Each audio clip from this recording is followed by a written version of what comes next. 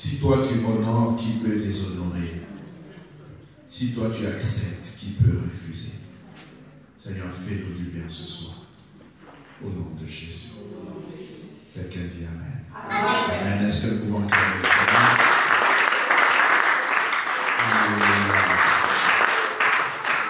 Gloire au Seigneur. Que Dieu nous bénisse. Amen. Je suis dans la joie d'être avec vous ce soir. Et ce dimanche, nous commençons. Que Dieu soit loué. Amen.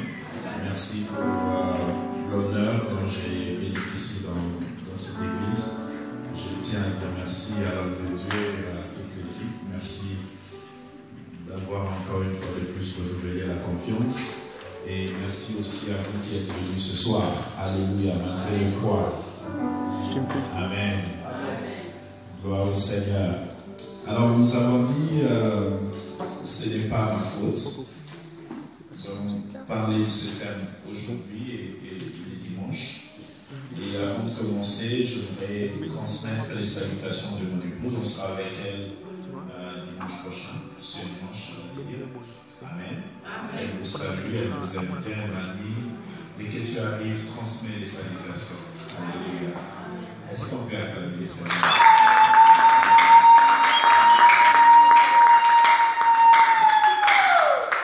Amen. Je voudrais que nous puissions lire le livre des Juges à partir du 11e chapitre, le premier verset jusqu'au 3e verset. Juges 11, du premier jusqu'au 3e verset. Et vous pourrez aussi noter les livres de Ruth 1, du 1er au 21e verset, 1 Chronique 4, 9 à 10, Proverbe 16, le verset 3e, et Job 2.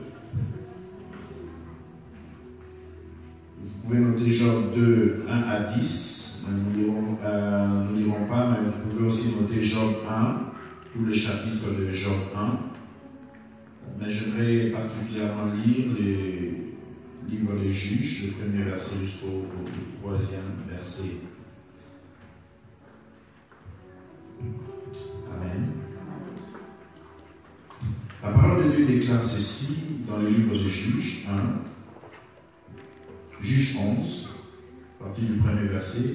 Jephthé le Galaadite était un vaillant héros. Il était fils d'une femme prostituée. Et c'est Galaad qui avait engendré Jephthé. La femme de Galaad lui enfanta des fils, qui devenus grands chassèrent Jephthé et lui dirent: tu n'hériteras pas dans la maison de notre père, car tu es fils d'une autre femme. Et Jephthé s'enfuit loin de ses frères, et il habita dans le pays de Tob. Des gens des riens se rassemblèrent auprès de Jephthé, et ils faisaient avec lui des excursions. Quelqu'un dit Amen. Amen. Ce n'est pas ma faute. Ce n'est pas ma faute. Pourquoi est-ce que nous avons choisi ce thème? Pourquoi est-ce que nous avons voulu partager avec nous ce thème? C'est pour la simple raison que souvent, il y a beaucoup de choses qui se passent dans nos vies. Il y a tellement de réalités que nous vivons qui ne sont liées en rien par le fait que nous sommes responsables de ces choses-là. Alléluia. Souvent, nous traversons des moments où dans notre parcours avec le Seigneur, où il y a des choses, à un moment quand ça arrive, ce n'est pas forcément lié à notre façon de marcher, ce n'est pas forcément lié à notre propre volonté, mais simplement nous subissons les conséquences de ce que d'autres ont commis dans leur vie. Nous sommes en quelque sorte, je dirais, innocents, mais ça nous affecte, ça nous impacte, ça nous touche, ça nous bouscule, ça nous fait réagir. C'est quoi l'objectif de cet enseignement? C'est simplement pour que nous puissions comprendre que des fois nous sommes victimes des erreurs des autres. Papa, maman ont commis des erreurs et nous les enfants nous subissons. Je ne suis pas en train de parler du fait que les parents, comme c'est les enseignements actuellement un peu partout en vogue en ce moment, dire que non, les parents ont touché à ceci, ils ont fait cela, donc je suis... Non, pas forcément ça. Mais il y a certaines choses que nous, les parents, nous faisons, certaines décisions que nous prenons, qui peuvent affecter les enfants. Et cela, c'est à tous les niveaux. Au niveau du pays, lorsque le président de la République, François Hollande, ou qui que ce soit, prend une décision, ça affecte tous les Français, vrai ou faux? Si on dit qu'à partir de maintenant, on arrête de conduire à gauche, on va conduire à droite, tous les Français vont s'élanger. Ça va impacter la vie de tous les Français. Que tu sois riche, que tu sois moyen ou que tu sois pauvre, tu seras affecté par la décision du président de la République. Alléluia. Dis avec moi, ce n'est pas ma faute. Et cela est vrai dans tous les domaines de la vie. Votre boss au boulot, il y a des décisions, s'il prend, ça va affecter ta façon de marcher dans l'entreprise. Ça va affecter même ta position. Il suffit qu'il prenne une décision, par exemple, comme aussi c'est à la vogue ici, c'est qu'il décide de réduire le staff, tu peux être affecté par cette réalité. Souvent, nous ne pensons pas à cette chose-là. Mais il y a tellement de choses qui nous affectent, mais en réalité, ça n'a jamais été notre faute. C'est parce que certaines personnes ont droit de décision sur nous. Alléluia. Amen. Alléluia. Amen. Si nous sommes ici à l'église, nous avons un pasteur, vrai. Et si ce pasteur se comporte mal, si ce pasteur il fait comme tous les autres, s'il est moins sérieux, s'il devient moins sérieux, ça va affecter chacun de nous ici en ce lieu, vrai ou faux? Certains d'entre vous vont même fuir l'église parce que le pasteur est devenu moins sérieux. Certains d'entre nous vont quasiment s'en aller. Donc vous comprenez qu'il y a tellement de choses. Souvent on se cache derrière Satan, mais il y a tellement de choses qui sont liées qui ne sont pas liées forcément à nous, mais nous subissons ces choses. Nous vivons ces choses. Les conséquences, l'impact de certaines décisions de certaines personnes nous affectent. Donc il est important de comprendre que lorsque ce n'est pas notre faute, comment est-ce que nous devons réagir? L'objectif de ce message, c'est que nous puissions d'abord comprendre, voir, discerner, comprendre qu'il y a certaines des décisions que d'autres personnes prennent et que nous sommes en train de subir ces décisions-là. La deuxième des choses, c'est comment s'en sortir. Comment éviter ces choses-là? Comment passer outre ces choses-là? Comment est-ce que nous pouvons sortir de ces choses-là? C'est vrai que ce n'est pas ta faute. C'est vrai que ce n'est pas toi qui es responsable de ces choses. Mais comment est-ce que tu peux t'en sortir?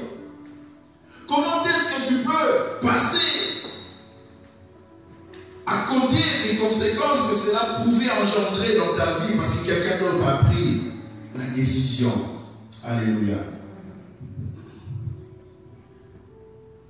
Et notre objectif est que nous puissions comprendre quel est l'amour de Dieu qui agit dans nos vies.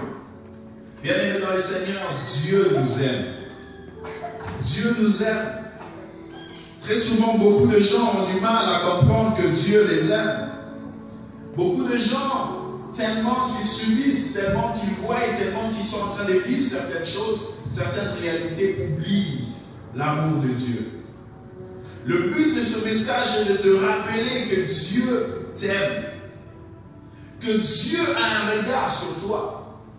Que Dieu a un regard particulier sur ce que tu es, sur ce que tu fais, sur ce que tu vas devenir, sur ce que tu es en train de devenir. Dieu a un regard. Et et il sait que tu existes. Il a dit, Jésus un jour en parlant à ses disciples, il a dit, lorsque vous priez, vous demandez ceci, vous demandez cela. Il dit, votre Père sait que vous en avez besoin. Le Père, c'est celui qui aime ses enfants. Et plus on va avancer, plus on comprendra ces choses. Mais seulement vous parler de quelques personnages par rapport au verset que je vous ai donné. Je voudrais parler de Jephthé ce soir. Et je parlerai de Job. Et si j'ai encore le temps, je parlerai de Naomi. Et nous allons prier.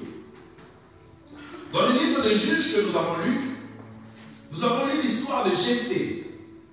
Jephthé, la Bible déclare que c'était un vaillant héros. C'était quelqu'un de fort, de puissant. C'était quelqu'un qui avait remporté des victoires. Alléluia.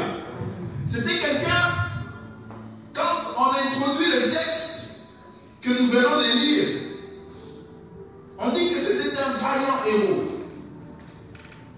Mais ce vaillant héros cachait quelque chose. La Bible déclare que Jephthé était fils d'un père que l'on connaissait, mais sa mère était prostituée. Sa mère était prostituée. Et Jephthé avait un père qui avait une femme légitime. Et cette femme légitime lui avait donné des fils. Alléluia. Mais le père de Jephthé, un jour ou une nuit, sûrement il était sorti, sûrement il était allé passer un temps. Pour lui, certainement, ce jour-là, l'objectif c'était de rentrer à la maison. Mais il est allé boire. Il a bu certainement. Et il est tombé avec une prostituée. Résultat, 9 mois après, Jephthé naît. Mais le père récupère quand même Jephthé. Il l'amène à la maison. Il l'amène à la maison et Jephthé reste avec ses frères et sœurs de la femme légitime. Malheureusement, le père décède. Alors, quand le père décède, les enfants légitimes rappellent à Jephthé son identité. Tu es la femme d'une autre mère, d'une autre femme. Tu es plutôt le fils d'une autre femme. Alléluia. Alléluia. Et ils ont chassé Jephthé. Bien-aimés dans les Seigneurs, ce sont des réalités que nous vivons dans notre société aujourd'hui. Jephthé n'avait pas choisi de vivre dans cette famille-là. Jephthé n'avait pas choisi son père, n'avait pas choisi sa mère. Mais l'erreur du père a affecté le fils. Le père n'était plus là pour défendre le fils. Le père n'était plus là pour prendre la partie du fils. Mais ce que le père avait fait a affecté le fils. Si l'on demande à Jephthé, pourquoi tu es ce que tu es aujourd'hui? Jephthé dira, ce n'est pas ma faute. Je n'ai pas choisi de vivre ces choses. Je n'ai pas choisi de vivre cette réalité. Qu'est-ce que je fais moi pour vivre ces choses? Mais le père a commis une erreur un jour. Jephthé est né dans des conditions très compliquées. Qui parlera pour Jephthé? Qui défendra la cause de Jephthé? Qui va parler pour Jephthé? Qui va défendre les intérêts de Jephthé? Qui va défendre le fils de la prostituée? Est-ce que c'est de sa faute d'être né d'une femme prostituée? Non, ce n'est pas de sa faute. Quelqu'un dira, si seulement je pouvais choisir mes parents. Alléluia. Si seulement je pouvais choisir mes parents. Si seulement je pouvais décider sur ma naissance. Si seulement je pouvais décider de qui pouvait me prendre en charge. Je n'aurais pas choisi ce père et je n'aurais pas choisi cette mère. Mais voici la réalité. Tu es là. Alléluia. Dis avec moi, ce n'est pas ma faute. Jephthé a commencé à pleurer, certainement, j'imagine, quand on l'a chassé. Quand on a chassé Jephthé, sûrement il a pleuré. Il s'est retrouvé seul dans la rue. Beaucoup de gens se retrouvent dans la rue sans que ce soit de leur faute. Beaucoup de gens vivent certaines réalités sans que ce soit de leur faute. Beaucoup de gens vivent certaines choses parce que la société leur a imposé ces choses-là. Tu peux beau prier, tu peux avoir le Saint-Esprit, tu peux marcher avec le Seigneur, mais il y a des réalités qui vont te rattraper. Comme les mêmes réalités qu'on a rappelées à Jephthé, on a dit tu es fils d'une autre femme. On l'a rappelé son identité. Alléluia. Il y a des gens qui pleurent parce que leur identité a été affectée. Et lorsqu'on lui rappelle cela, pour lui dire, mais toi, tu sais comment tu es né. Tu es en train de prier, tu es dans la joie. Mais on te rappelle, on te dit, toi, tu connais ton père. Toi, tu connais ta mère. Mais tu es dans la joie, tu marches, tu avances avec le Seigneur. Mais on te rappelle ton identité. Il y a des gens qui marchent avec certains séquelles qui leur rappellent leur identité. Il regarde son enfant et il regarde l'enfant et il dit, je sais comment j'étais eu. Et chaque fois qu'il regarde l'enfant, il est triste au-dedans de lui. Ce n'est pas ta faute.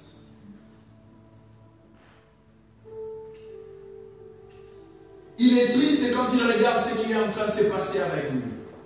Il est triste quand il regarde son épouse. Il est triste quand il regarde sa femme ou son mari. Il dit, si seulement je pouvais choisir, ce n'est pas toi que j'aurais choisi. Mais voici, il se retrouve dans ce problème-là. Jephthé, SDF, sans domicile. Lui qui était fils dans la maison du père. Lui qui était l'enfant chéri de son père, certainement, parce que son père l'avait récupéré, malgré que sa mère était prostituée. Et Jephthé se retrouvait ce jour-là dans la rue.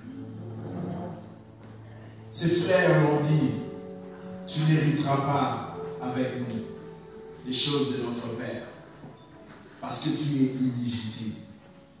Alléluia. Alléluia. Bien-aimés dans le Seigneur, comme j'étais en train de dire au début, il y a des choses qui nous affectent. Ce n'est pas de notre faute, mais ça affecte notre vie. Ça affecte notre réalité. Ça affecte notre marche. Ça affecte beaucoup de choses dans notre vie.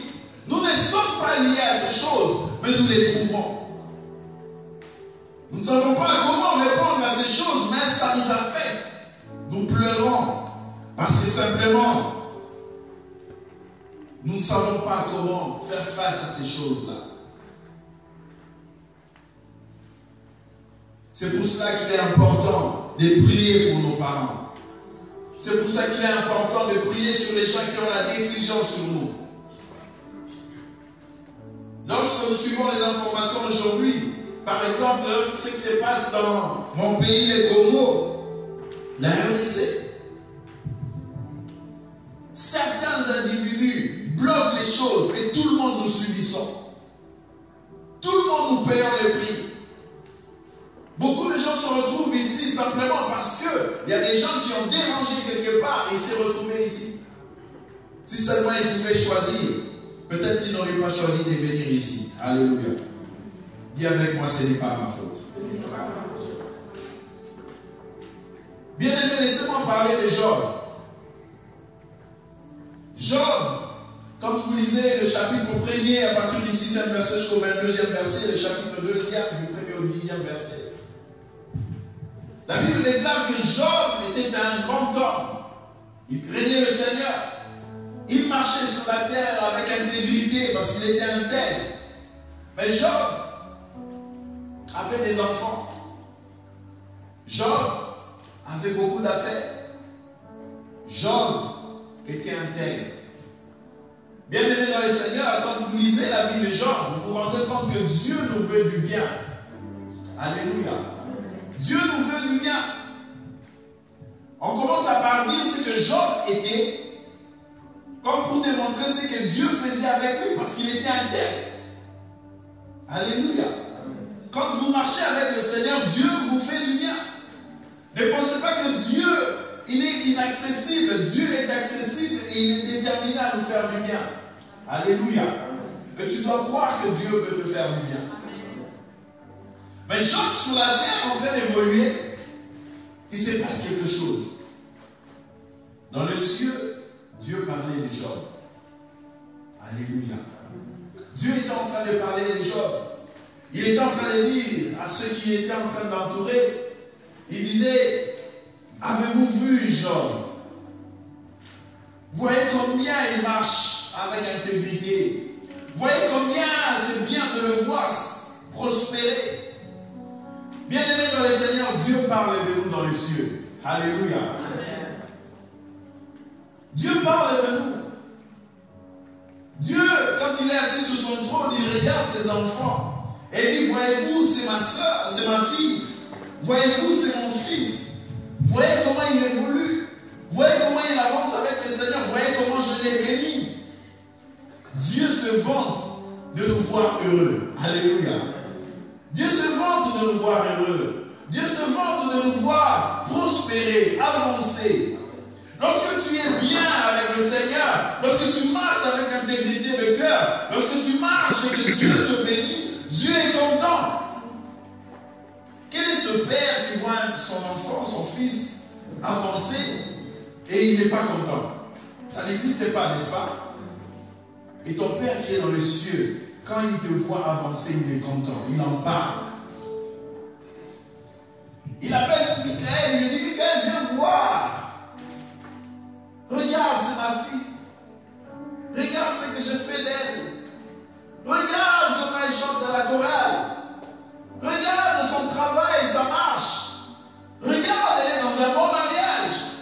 Regarde, elle a des beaux enfants. Regarde, c'est beau, n'est-ce pas? Ça, c'est Dieu qui parle. Mais ce jour-là, Dieu était en train de parler et Satan lui dit une chose. Est-ce d'une manière désintéressée que Job est en train de marcher avec intégrité de cœur? C'est parce que tu lui as fait du bien que Job marche avec intégrité de cœur. Alléluia. Amen. Alléluia. Amen. Le pauvre Job, vous savez que Job a souffert. Jusqu'à ce qu'il a été restauré, Job ne savait pas que Satan était à la base de son malheur. C'est toi et moi qui savons que Satan était à la base parce que nous avons lu. Mais Job ne savait pas. Voyez-vous, Job, il souffrait, mais ce n'était pas de sa faute. Alléluia. Alléluia. Ce n'était pas de sa faute. Dieu était content de le voir heureux, mais Satan n'était pas content de le voir heureux. Il n'était pas content. Satan affecte 3 niveaux de la vie de Job. Satan va tuer ses enfants. Il va détruire sa richesse et il va prendre sa santé. 3 choses. Bien aimé dans les Seigneurs, il prend 3 choses. La première des choses, il prend ses enfants. La deuxième des choses, il prend sa richesse. Et la troisième des choses, il vient prendre sa santé. Laissez-moi vous parler de ces 3 choses. Il vient détruire ses enfants. Vous savez bien, aimé dans le Seigneur, pourquoi est-ce que Satan était venu détruire ses enfants? Un enfant représente le futur. L'enfant représente le futur. Satan voulait simplement détruire, arrêter la progression du futur de Job. Vous savez qu'un enfant, c'est une extension du futur. Demain, si tu n'es pas là, on voit ton enfant, on dira, oh, ça c'est l'enfant de Crispin.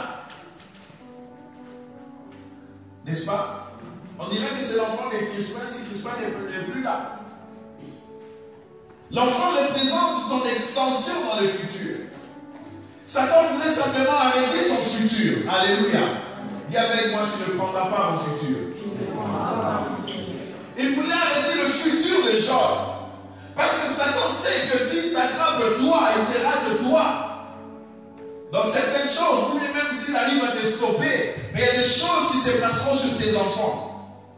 Pourquoi? Parce que Dieu, quand il marche avec nous, il bénit jusqu'à la 1000e génération. Autrement dit, il y a des choses qui peuvent se passer avec toi, et il y a des choses qui ne pourront pas se passer avec toi, mais qui se passeront sur tes enfants. Alléluia. Amen. Dieu a dit à Moïse ceci. Il dit à Moïse, Moïse, tu amènes le peuple vers la terre promise. Mais Moïse n'était pas arrivé à la terre promise. Alléluia. Moïse n'était pas arrivé à la terre promise. Moïse s'est arrêté. Il a vu la terre de loin. Mais ceux qui étaient entrés dans la terre promise, c'était d'autres. C'était la génération qui venait après. Quand vous lisez dans Juges, la Bible déclare que ceux qui étaient entrés dans la terre promise n'avaient jamais connu les réalités de leur père. Tous les combats du désert, ils ne les avaient pas vécus. Pourquoi? Parce que Dieu travaille en fonction des générations. Il y a des choses, tu peux te plaindre en disant, mais non, la promesse n'est pas encore arrivée, mais il y a des promesses dans ta vie qui n'arriveront pas avec toi, mais qui arriveront sur tes enfants. Alléluia. Alors Satan sait que s'il attaque tes enfants, il stoppe certaines promesses dans ta vie. Dis avec moi, tu n'auras pas mon futur. Dis encore, tu n'auras pas mon futur. Il vient stopper le futur de Job. Il vient arrêter le futur de Job. Il vient stopper la progression, l'extension de son futur. Satan sait que ton futur doit être glorieux, que ton futur doit être fort, que ton futur doit être grand. C'est pour cela qu'il y travaille pour le détruire.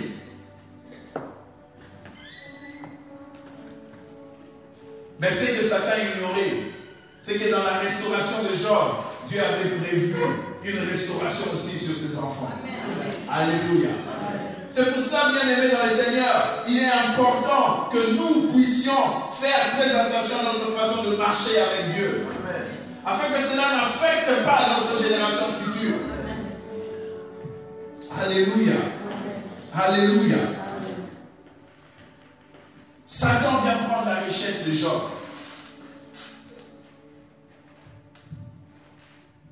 Quand on parle de la richesse de Job, ce n'était pas forcément aussi en termes de monnaie. C'était en termes de brebis. Il avait un troupeau, il avait des serviteurs, il produisait beaucoup de choses. Mais voyez-vous, c'est dans ces choses-là que Job venait puiser pour offrir à Dieu. Alléluia. Pour offrir à Dieu. Et Satan, en venant prendre la richesse de Job, Satan était venu simplement couper ou arrêter la capacité de Job à offrir des offrandes à l'Éternel.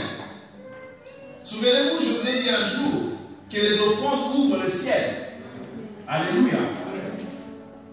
Et Satan sait que s'il combat ton travail, s'il combat ta richesse, tu ne vas plus ouvrir le ciel au travers de tes offrandes. Il sait. Et il savait que Job, en perdant ses enfants, allait continuer à offrir à Dieu, et Dieu allait continuer à avoir la bonne odeur des offrandes, et Dieu allait encore bénir Job. Il fallait couper toute relation avec le ciel. Il lui prend sa richesse. La richesse, c'est le pouvoir. Quand tu es riche, tu as le pouvoir. Alléluia. Il vient de stopper la capacité de pouvoir certaines choses. Dis avec moi, tu n'auras pas ma richesse. Dis encore, tu n'auras pas ma richesse. Il savait que s'il stoppait cela, Job allait arrêter d'offrir. Quand vous lisez le chapitre 1er, vous verrez que Job, chaque fois que ses enfants réunissaient, il venait il offrait. Parce qu'il se disait, certainement mes enfants ont péché. Et ce qu'il offrait, il les prenait où? Dans la richesse. C'est pour cela, pasteur, il est important pour nous de prier pour ces gens. Parce qu'ils doivent aller de l'avant. Parce qu'ils doivent prospérer. Ils doivent aller loin. Et vous devez aller loin. Quelqu'un dit Amen. Vous devez prospérer. Parce qu'aujourd'hui, la force de l'Église, c'est aussi dans la prospérité que nous devons avoir.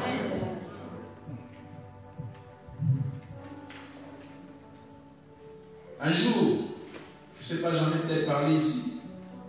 Il y a une soeur qui me contacte et qui me dit, papa, j'ai un problème. Je lui dis, qu'est-ce qu'il y a? Et elle m'avoue, elle me dit, je fais de la prostitution.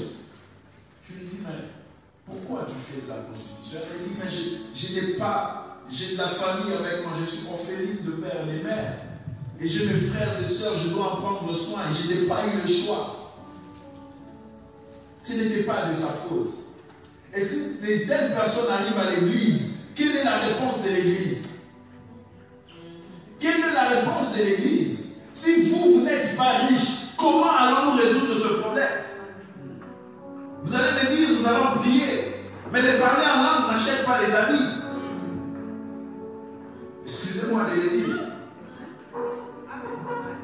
Les parler en langue n'achètent pas des maisons. Les parler en langue ne louent pas ce bâtiment. Vous louez ce bâtiment avec quoi? Est-ce que vous amenez une tonne de parler en langue au propriétaire?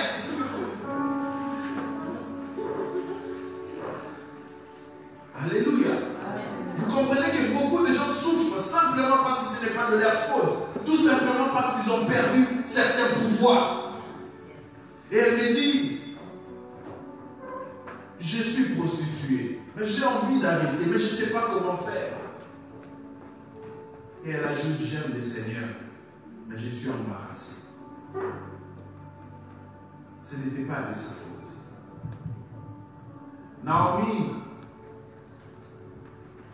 Naomi a dit ceci, arrêtez, ne m'appelez plus. Dans Ruth 1, elle dit, arrêtez, ne m'appelez plus la bienheureuse. Appelez-moi Mara. Pourquoi? Parce qu'elle avait perdu son mari et ses 2 enfants. Combien sont des gens qui sont aujourd'hui en train de pleurer parce qu'aujourd'hui, ils ont perdu un père, une mère ou un frère et une soeur. Et la personne de dire, si papa était là, je ne serais pas ce que je suis aujourd'hui. Si maman était là, je ne serais pas ce que je suis aujourd'hui. Qu'est-ce que tu es devenu aujourd'hui? Je me souviens de ce que mon père était. Cet homme-là, s'il était là, moi je ne serais pas malheureux aujourd'hui. Je ne serais pas malheureuse aujourd'hui. Il y a des gens aujourd'hui, simplement parce que les parents ne sont plus là, mais qui sont en train de vivre des situations difficiles. Dis avec moi, ce n'est pas ma faute. Ce n'est pas ma faute.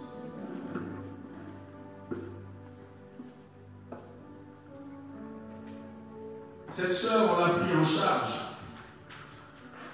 Nous sommes en train de l'aider spirituellement. Mais à un certain moment, il faut payer les minervales des enfants, de ses frères et sœurs. À un certain moment, il faut subvenir à ses besoins. À un certain moment, il faut l'aider à se prendre en charge. C'est pour cela que l'Église doit être forte. Et pour que l'Église soit forte, il faut que vous soyez fort. Il faut que vous soyez bénis. Et je prie que le Dieu puissant, le Dieu que je prie, vous bénisse au nom de Jésus. Amen. Que vous ne manquez de rien dans vos vies et que vous ayez encore en abondance pour construire le temple de Dieu. Amen. Alléluia. Amen. Alléluia. Est-ce que tu peux acclamer le Seigneur?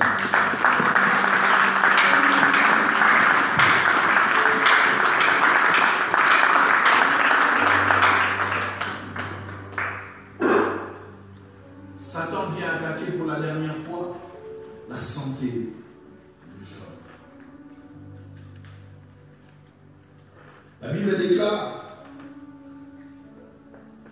Dans 1 Jean 3,8, que le Fils de l'homme est paru afin de détruire les œuvres du diable. Les actions de l'ennemi. Jésus est paru afin de détruire les actions de l'ennemi dans notre vie. Je ne suis pas venu vous dire jeûnez 5 fois par jour ou par mois. Je ne suis pas venu vous dire faites 21 jours de ceci ou 100 jours de cela. Je ne suis pas contre les jeûnes. Je ne suis pas venu vous dire buvez de l'huile le matin, à midi, le soir ou de l'eau. Ce n'est pas ça qui est important. Mais le Fils de Dieu est paru afin de détruire les œuvres du diable. Invoque simplement Jésus. Il détruira les œuvres du diable. Peu importe ce que le diable peut faire, mais nous avons Jésus-Christ avec nous. Imaginez-vous, Job n'avait pas Jésus à l'époque, mais le Dieu Tout-Puissant l'avait restauré. Et toi qui es le Fils, la Bible dit, si le Père n'a pas épargné le Fils, qu'est-ce qu'il ne vous donnera pas au travers du Fils? Alléluia. Il a pris la santé de Job. La Bible dit que Dieu, que dans 3 Jean 1, 2, Jean dit, je souhaite que tu prospères à tous égards et que tu sois en bonne santé, qu'on prospère l'état de ton âme. Que tu prospères à tous égards et que tu sois en bonne santé, qu'on prospère l'état de ton âme. Autrement dit, Jean vient lier l'âme à la prospérité et à la santé. Quel est l'état de ton âme? Quel est l'état de ton âme? Si tu soignes ton âme, tu seras prospère. Si tu soignes ton âme, tu seras en bonne santé. Et c'est la volonté de Dieu que nous soyons en bonne santé. Mais Satan vient prendre la santé. Il vient arracher la santé. Parce qu'il sait que si je prends la santé de la personne n'aura plus la force d'aller même à l'église. La personne n'aura plus la force de prier. Quelqu'un a dit, demandez aux prisonniers, il te donnera la vie, te parlera de la valeur de la liberté. Ne posez jamais à celui qui est libre la question, quelle est la valeur de la liberté? Parce qu'il ne comprendra jamais ce que c'est. Mais demande à un prisonnier, il te dira à quoi sert la liberté. Demandez à un malade, il te dira qu'est-ce qui est bien d'être en bonne santé. Alléluia. Alléluia. Tu as droit à la santé. Tu as droit à la santé. Tu as droit à la santé. Tu as droit à la richesse. Et tu as droit à un futur. J'aimerais que nous puissions nous lever pour prier. Dis avec moi, ce n'est pas ma faute. Dis encore avec moi, ce n'est pas ma faute.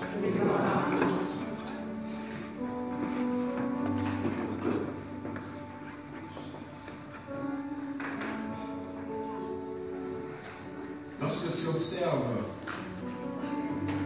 ta vie, il y a des points ou des éléments qui démontrent que tu es en train de subir quelque part.